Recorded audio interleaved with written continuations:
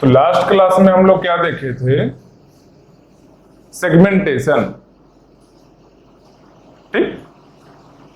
Non contiguous memory allocation technique में जितना भी था उसमें क्या क्या था, स्टार्टिंग से रिकॉल करो। सबसे पहले एकदम स्टार्टिंग में नॉन कंटीजियस में क्या था? फिक्स्ड पार्टीशन और वेरिएबल पार्टीशन स्कीम, दो ही था। और नॉन कंटीजियस में क्या क्या था?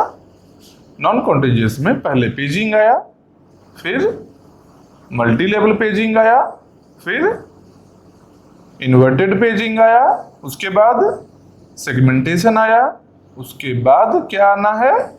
Segmented paging. यही आना है यहां पर। तो सेगमेंटेड में देखो, एस क्या है? सेगमेंटेशन के लिए है। पी क्या है? पेजिंग के लिए है। यही है ना। सेगमेंटेड पेजिंग का मतलब क्या है? Segmented paging, segmented paging. तो एस है सेगमेंटेशन के लिए, तो सेगमेंटेशन तो पता है पहले से। पी है क्या? पेजिंग के लिए। पेजिंग तो हम लोग बहुत ज्यादा देखे हैं, मतलब सब में तो पेजिंग ही था। देखो यहां भी पेजिंग है, यहां भी पेजिंग है, यहां भी पेजिंग है। 3 बार देखे पेजिंग को, एक बार सेगमेंटेशन को भी देखे। अब सेगमेंटेशन और पेजिंग एक साथ में आया है, यही है और कुछ नहीं है। तो मेन ये दिखने में क्या लग रहा होगा कि बहुत बड़ा सा डायग्राम है। क्या है? एक सीपीयू बना है, लॉजिकल एड्रेस एक ऐसे यहाँ टेबल है, एक ये भी कुछ बता रहा है, ये भी बता रहा है, एक और टेबल है, यहाँ भी टेबल है, यहाँ भी टेबल है, बहुत सा पूरा बोर्ड भरा हुआ है। लेकिन सबसे मजा का बात क्या है कि सब कुछ इसमें पढ़ा हुआ है। बताएंगे, आराम से बताएंगे, समझना। स्टार्टिंग में इसका क्वेश्चन हो सकता है ऐसा फील हो कि थोड़ा कॉम्प्लेक्स है, लेकिन जिस तरीके से पेजिंग और मल्टी लेवल पेजिंग आसान बन गया था, ये भी बहुत आसान बनेगा। और अगर ये आ गया सही से, इसका मतलब कि जितना भी अगर ये सही से तुम पढ़ लोगे, समझ जाओगे, इसका मतलब कि ये जो इसके पहले जो हम लोग पढ़े हैं up to segmentation, from paging to up to segmentation, बहुत अच्छा से क्लियर अंडरस्टैंडिंग है। किसी भी क्वेश्चन को अटेम्प्ट कर सकते हो। बहुत सारा ऐसा क्वेश्चन मिलेगा जो यहाँ बताए हैं, सेम उसी टाइप का क्वेश्चन होगा जो डायरेक्टली कोरिलेट कर पाओगे। अगर कुछ चेंजेस भी उसमें रहा, फिर भी वहां पर तुम सोच कर बना ले सकते हो, अगर सही से सबका थ्योरी समझा हुआ है तो। चलिए बताए हैं अच्छे से, वीडियो देखकर समझ जाओगे। किसी में डाउट होगा फिर से एक बार देख लेना, वो समझ में आ जाएगा। अभी क्या करना है? अभी केवल और केवल सेगमेंटेड पेजिंग पर ही कॉन्सेंट्रेट करना है। ठीक। पहले जो हुआ, हो सकता है कुछ पर्टिकुलर एक दो जगह डाउट आ रहा हो, कुछ छोटा छोटा डाउट आ रहा हो। पूरे टॉपिक जो है, मान लो पेजिंग एक टॉपिक है, पेजिंग वाले में पूरा पेजिंग मान लो 10 लाइन्स है, उसमें हो सकता है किसी एक पर्टिकुलर लाइन में कुछ डाउट आ रहा हो, वो फिर से वीडियो देखना उसका, वो क्लियर हो जाएगा। अभी यहां पर देखते हैं। तो सेगमेंटेड पेजिंग है जब, तो सेगमेंटेड एस में क्या है? एस क्या है? सेगमेंटेशन है। तो सेगमेंटेशन किसको हम लोग कहते थे? लास्ट क्लास में क्या बताए? जो हम लोग जब डिवाइड करते हैं एलएएस को जब paging, multi level paging, inverted paging, ये सब में एलएएस को पेजेज में डिवाइड किए थे। पेजेज में डिवाइड किए थे, सब पेज का साइज सेम था, सब पेज का साइज सेम था। और जो पेज का साइज था वही फ्रेम का साइज था। कहाँ? पीएस में। तो पेज का साइज और फ्रेम का साइज दोनों इक्वल था वहां पर। इससे क्या पता चलता है कि कौन सा इंस्ट्रक्शन का क्या इंपॉर्टेंस है, क्या नहीं है, सबको छोड़ते हुए सीधा हम लोग क्या किए थे? पहले एलएएस को इक्वल साइज ऑफ पेजेज में डिवाइड कर दिए। कुछ नहीं देखे उसके अंदर में क्या लिखा हुआ है, नहीं लिखा हुआ है। सेगमेंटेशन में हम लोग क्या किए? जो पर्टिकुलर टाइप ऑफ इंस्ट्रक्शन है, मान लो एडिशन के लिए है, सब्ट्रैक्शन के लिए है, जीसीडी के लिए है, अलग अलग फंक्शन के लिए, मतलब यूजर को जैसा इंस्ट्रक्शन चाहिए, जो सेम टाइप ऑफ इंस्ट्रक्शंस है, वो सब टाइप ऑफ इंस्ट्रक्शन को देखते हुए हम लोग सेगमेंट्स में डिवाइड किए। मान लो एडिशन के लिए 10 इंस्ट्रक्शन है, सब्ट्रैक्शन के लिए 55 है, तो सब्ट्रैक्शन का जो सेगमेंट का साइज होगा, जो 55 इंस्ट्रक्शन है तो ज्यादा बड़ा होगा साइज सेगमेंट का, और जो एडिशन के लिए 10 है तो सेगमेंट का साइज छोटा होगा। इसका मतलब क्या हुआ, स्टार्टिंग में जो पेजेज में हम लोग डिवाइड कर रहे थे एलएएस को, वो पेजेज में क्या चेंजेस था, सब पेज का साइज इक्वल था। अभी यहां पर सब सेगमेंट का साइज इक्वल नहीं है। समझ रहे हो बात, मतलब कि सेगमेंट का साइज वेरिएबल है, अलग अलग सेगमेंट का अलग अलग साइज है। ठीक, तो ये तो हो गया सेगमेंटेशन। ठीक, अब सेगमेंट का साइज है, उस सेगमेंट को क्या करेंगे, जो रिक्वायर्ड सेगमेंट होता था हम लोग को, उस सेगमेंट को पीएएस में लाते थे। लाते थे का मतलब क्या, लाते थे का मतलब कॉपी करते थे। कैसे कॉपी करते थे, साइज वेरिएबल है ना, पहले जब हम लोग कॉपी कर रहे थे पेजेस को, तो पेज का साइज और फ्रेम का साइज इक्वल था। एक पेज जैसे ही यहां से कॉपी किए, यहां से यहां लाए, पेज का साइज और फ्रेम का साइज इक्वल होने के चलते कोई भी पेज कहीं भी फिट आ सकता है। लेकिन सेगमेंटेशन में हम लोग पीएएस को फ्रेम्स में डिवाइड नहीं किए, इक्वल साइज फ्रेम में डिवाइड नहीं किए। क्यों, क्योंकि अगर इक्वल साइज में कर देंगे तो यहां सेगमेंट तो नहीं है ना इक्वल।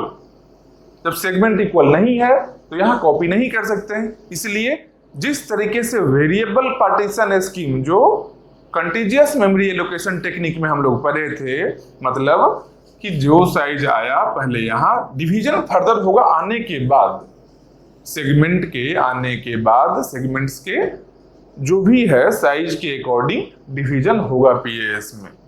और इसके चलते प्रॉब्लम क्या आ रहा था, इसके चलते एक्सटर्नल फ्रेगमेंटेशन का प्रॉब्लम आ रहा था। जो लोग एक्सटर्नल फ्रेगमेंटेशन नहीं देखे हैं, आप कंटीजियस मेमोरी एलोकेशन में वेरिएबल फिक्स्ड पार्टीशन स्कीम में इंटरनल फ्रेगमेंटेशन है, और वेरिएबल पार्टीशन स्कीम में एक्सटर्नल फ्रेगमेंटेशन है। आप देख लीजिए, समझ में आएगा बहुत अच्छे से। मतलब उसमें क्या है, एक्सटर्नल फ्रेगमेंटेशन का मतलब मेमोरी है जो यूजलेस हो रहा था। मेमोरी रहते हुए हम लोग कुछ पर्टिकुलर चीज को स्टोर नहीं कर पा रहे थे। क्यों, क्योंकि कुछ मेमोरी यहाँ खाली है, कुछ यहाँ खाली है, कुछ यहाँ खाली है, अलग अलग जगह में खाली है, एक जगह में नहीं है वो। और उसके लिए, उसको रिमूव करने के लिए कंपैक्शन टेक्निक एक था, लेकिन वो टेक्निक बहुत कॉस्टली टेक्निक है। क्यों, सबको जितना एलोकेटेड है उसको एक साइड में मूव करवाना, मतलब कि जितना भी प्रोसेस रन कर रहा है प्रोसेसर में, उस सब प्रोसेसर को रोकना, उसके एग्जीक्यूशन को हैम्पर करना, जो डिजायरेबल नहीं है सिस्टम के लिए। तो वहां पर तो प्रॉब्लम आया सेगमेंटेशन में। ऐसे क्यों, वेरिएबल इसका साइज है। ठीक, यहां पर क्या है, देखो फ्रेम्स जब हम लिखे हैं तो फ्रेम का साइज 0, 1, 2, 3 सेम साइज है, सेम साइज है फ्रेम का। फ्रेम का साइज वेरिएबल नहीं है। लेकिन सेगमेंट जो हम किए हैं, सेगमेंट्स का साइज वेरिएबल हो सकता है। समझ रहे हो बात को। तो सेगमेंटेशन में सेगमेंट्स का साइज वेरिएबल था, कुछ ज्यादा कुछ कम। अब एक चीज सोचो कि हम लोग एक्चुअली क्यों कर रहे हैं ये चीज। पूरा जो मेमोरी एलोकेशन आ रहा है नॉन कंटीजियस, उसमें किए क्या है, एलएएस का साइज ज्यादा बड़ा है, ग्रेटर साइज है। इस चक्कर में हम लोग का जो पीएएस है, पूरे एलएएस को कॉपी नहीं यहां कर सकते हैं, क्योंकि पीएएस का साइज छोटा है। अब ये साइज नहीं देखना कि यहां पर 2^15 - 1 है, यहां 2^16 - 1 है। मतलब कि यहां मैक्सिमम नंबर कितना है, 2^15, यहां 2^16 है, तो ज्यादा बड़ा तो यही हो गया। 2^16 क्या है, 2^16 नंबर ऑफ फ्रेम्स है, ठीक ना। और यहां पर 2^15 नंबर ऑफ सेगमेंट्स है, और एक सेगमेंट में बहुत सारा पेज है, बहुत सारा इंस्ट्रक्शन है, जो कि एक फ्रेम के साइज से बहुत ज्यादा है। समझ रहे हो बात को? तो एलएस का साइज ज्यादा ग्रेटर है, पीएस का कंपैरेटिव बहुत कम है। प्रोसेसर को चाहिए डेटा कहां से? प्रोसेसर को पीएस से ही चाहिए। क्यों? पीएस क्या है? पीएस हम लोग का मेन मेमोरी है सिस्टम में, रैम में ही तो है। जो मोबाइल में यूज कर रहे हैं रैम, हम लोग देखते हैं कि रैम को फास्टर बनाना है, मतलब क्या करते हैं, 2 GB की जगह 4 GB रैम वाला मोबाइल आजकल लेते हैं। पहले रैम क्या था? 512 MB आ रहा था, उससे भी कम आ रहा था, वो छोटा छोटा रैम आ रहा था। अब रैम का साइज कहीं कहीं ऐसा है 6 GB 8 GB का रैम आना शुरू हो गया है। मतलब क्या? इसके साइज को इंक्रीज करना चाह रहे हैं, क्योंकि यहां से जो लाना है हमको, सेकेंडरी मेमोरी से यहाँ लाना है चीजों को, जो भी इंस्ट्रक्शन को लाना है प्रोसेस के एग्जीक्यूशन के लिए, वो ज्यादा साइज यहाँ ले आ पाए, क्योंकि ज्यादा लाएंगे तो इजीली यहां से प्रोसेसर लेकर प्रोसेस करेगा। जो हम लोग का सीपीयू है, जैसे मोबाइल में अलग अलग काइंड ऑफ प्रोसेसर है, कुछ ऑक्टा कोर रहता है, कुछ और नाम रहता है, जो भी प्रोसेसर, यही प्रोसेसर यहाँ ही रहता है। या फिर सीपीयू में प्रोसेसर जो होता है, सीपीयू मेन प्रोसेसर ही है। ठीक, तो यहाँ पर क्या देखे, इस सेगमेंट्स में डिवाइड किए थे सेगमेंटेशन में, और सेगमेंट को यहाँ लाते थे। लेकिन प्रॉब्लम क्या हुआ है कि सेगमेंट का साइज इतना बड़ा है कि हम लोग पूरे सेगमेंट को पीएस में नहीं लाना चाहते हैं। समझ रहे हो? एलएस का साइज जब बहुत बड़ा था तो हम लोग क्या किए थे, एलएस को पेजेस में डिवाइड किए थे। Paging, multi level paging, inverted paging, इस सब में क्या किए थे, एलएस का साइज ज्यादा है तो एलएस को क्या किए, एलएस को हम लोग पेजेस में डिवाइड कर दिए थे। यहां क्या किए, यहां सेगमेंट्स में किए हैं। लेकिन हम क्या देख रहे हैं, सिस्टम के लिए सिस्टम क्या देख रहा है कि एक सेगमेंट को यहां सीधा लेकर आना डिजायरेबल नहीं है। बहुत ज्यादा साइज, बहुत ज्यादा रैम कंज्यूम कर रहा है। पीएस जो फिजिकल में एड्रेस स्पेस है, रैम का ज्यादा मेमोरी कंज्यूम कर रहा है एक सेगमेंट लाने में भी। तो हम लोग एक सेगमेंट को नहीं लाना चाहते हैं। सेगमेंटेशन में हम लोग पूरे सेगमेंट को कॉपी किए। जो भी सेगमेंट डिजायरेबल है, जो सेगमेंट हमको चाहिए, उस सेगमेंट को यहाँ कॉपी किए। उसके बाद सीपीयू एड्रेस जनरेट किया, एस और डी आया था। एस क्या है, सेगमेंट नंबर, कौन सा सेगमेंट को कॉपी यहां से यहां लाया गया है, सेगमेंट नंबर एस बताया। डी क्या है, सेगमेंट का साइज बताया। एक सेगमेंट का, मान लो ये पर्टिकुलर सेगमेंट है, ये पर्टिकुलर से इस सेगमेंट का साइज क्या, कौन बताया, डी बताया। ये सेगमेंट का साइज, एस क्या है, नंबर ऑफ सेगमेंट्स, कितना बिट का है, 15 बिट्स का है।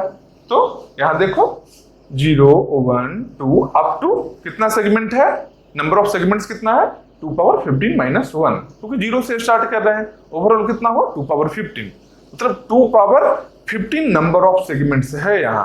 तो हम लोग का प्रोसेसर है जो, सीपीयू है जो, एक एड्रेस जनरेट किया, हमेशा लॉजिकल एड्रेस ही जनरेट करता है। सिस्टम को जो भी इंस्ट्रक्शन को एग्जीक्यूट करने के लिए लॉजिकल एड्रेस ही जनरेट करेगा। इसमें क्या क्या है लॉजिकल एड्रेस में, पहले देखो लॉजिकल, समझ रहे हो, पूरे बोर्ड पर क्या क्या लिखा है सब हम बता रहे हैं, आराम से सुनते जाओ, कुछ नहीं दिमाग लगाना है।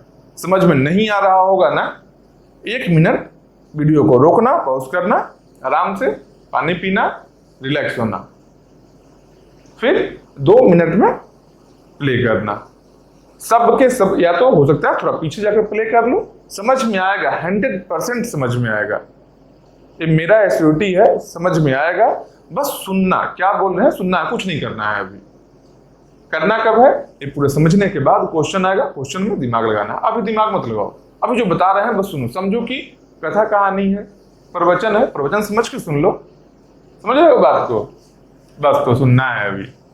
तो देखो क्या किए, सीपीयू है जो, मतलब प्रोसेसर, एक एड्रेस जनरेट किया है किसी पर्टिकुलर प्रोसेस को जब एग्जीक्यूट कर रहा था, रनिंग स्टेट में था वो, तो एक एड्रेस जनरेट किया। क्यों एड्रेस जनरेट किया होगा, कुछ मेमोरी फेच करना होगा, रीड राइट कुछ ऑपरेशन करना होगा, डेटा चाहिए होगा कुछ ना कुछ। तो एड्रेस जनरेट किया। एड्रेस कहाँ जनरेट किया है? लॉजिकल एड्रेस जनरेट किया है। लॉजिकल एड्रेस कहाँ है? लॉजिकल एड्रेस देखो यहाँ है, एलएएस, लॉजिकल एड्रेस स्पेस, मतलब ये इसका एलएएस का एड्रेस यहाँ जनरेट हुआ। ठीक, इस एड्रेस में क्या क्या है? एक एस है, एक डी है। इसमें देखो पार्टीशन है, इसी में 36 बिट का एड्रेस, 36 बिट्स कर लो, 36 बिट्स का एड्रेस में फर्दर पार्टीशन है, एस और डी में डिवीजन है। इसका क्या क्या है भाई? तो एस का मतलब क्या है? इसका मतलब सेगमेंट नंबर है। कौन सा सेगमेंट? मतलब जो डेटा फेच करना है सीपीयू को, कौन से सेगमेंट से डेटा फेच करना है, रीड राइट जो भी ऑपरेशन करना है कौन से सेगमेंट में करना है, एक को क्या बताएगा? एस बताएगा। तो एस कितना बिट का है? 15 बिट्स का है। क्यों? देखो number of segments 2 power 15 minus 1 है, तो 2 पावर 15 माइनस 1 किसी पर्टिकुलर सेगमेंट से डेटा चाहिए। ठीक, अब उस सेगमेंट का साइज कितना है? उस सेगमेंट का साइज डी बता रहा है, समझ रहे हो? डी बता रहा है कि जो पर्टिकुलर सेगमेंट में हम गए थे उस सेगमेंट का साइज कितना है। एक सेगमेंट का, किसी भी पर्टिकुलर सेगमेंट, मान लो ए सेगमेंट लिए थे, इस सेगमेंट का, इस पर्टिकुलर सेगमेंट का, ए पर्टिकुलर सेगमेंट का साइज कितना है, ये कौन बताएगा? ये डी बताएगा। डी कितने बिट्स का है? 21 बिट्स का। देखो 36 में 15 बिट्स एस के लिए है, तो बाकी कितना बिट्स बच गया? 21 बिट्स। 21 प्लस 15 36 हो रहा है। मतलब क्या? ऐसा ऐसा कुछ लॉजिकल एड्रेस होगा। Total number of bits 36 bits होगा। इसमें स्टार्टिंग का ये जो फ्रंट वाला है, मतलब लिस्ट सिग्निफिकेंट जो बिट्स है, ये रहेगा डी के लिए, और जो इस साइड में लेफ्ट साइड में है मोस्ट सिग्निफिकेंट बिट्स जो है वो रहेगा एस के लिए। ठीक, इसलिए देखो यहां भी वैसे ही किया गया है। यहां भी डिवीजन पहले एस लिया गया, फिर बाद में डी है। तो एस क्या है? नंबर ऑफ सेगमेंट के लिए है, कितना नंबर ऑफ सेगमेंट है, किस पर्टिकुलर सेगमेंट को सिलेक्ट करना है, और यहाँ डी इसके साइज को बता रहा है। अब आगे सुनो, एकदम आराम से सुनना, कोई दिक्कत नहीं है, आराम से समझेंगे। समझने में टाइम ज्यादा लग जाए कोई खराब चीज नहीं है। क्वेश्चन बनाते समय गलती नहीं होना चाहिए, ध्यान बस यही रखना है। अगर ये चीज अपने लाइफ में कर लोगे, कोई भी एग्जाम हो, कैसा भी टफ एग्जाम हो, अगर थ्योरी सही से समझ में आ चुका है, क्वेश्चन प्रैक्टिस हो गया उस पर, कोई भी एग्जाम निकलेगा। हो सकता है कोई पर्टिकुलर डे, कोई पर्टिकुलर एग्जाम में अच्छा परफॉर्म नहीं कर पाओ, लेकिन अगर उसी टाइप का 4 एग्जाम 5 एग्जाम दोगे, एक में बहुत अच्छा परफॉर्म कर पाओगे। बस लाइफ सेटल है। एक एग्जाम तो चाहिए होता है। गेट कर रहे हो, गेट का एग्जाम दे दोगे, निकल गया, हो गया, काम खत्म। और भी एग्जाम बहुत सारा होता है, बहुत सारे कॉलेज का अपना एग्जाम लिया जाता है। समझ रहे हो बात को? इसलिए आराम से देखो, एस है और डी है। तो डी क्या है? सेगमेंट के साइज को बताया। अब इसको थोड़ा देर के लिए रुकते हैं, डी को थोड़ा देर के लिए यहां रहते हैं, एस को देखते हैं कहां गया होगा। ये एस आया कहां? देखो ऐसे एरो आया, यहां पर आया, इस टेबल को, इस टेबल में किसी पर्टिकुलर जगह पर आया है। तो ये टेबल क्या है भाई? देखेंगे, सेगमेंट टेबल। सेगमेंट टेबल है। सेगमेंट टेबल नाम सुना सुना लग रहा है ना? सेगमेंट टेबल नाम सुना लग रहा है, क्यों? सेगमेंट टेबल पहले भी आया है। कहां पर आया है? सेगमेंट टेबल यहां पर आया है जब सेगमेंटेशन हो रहा है।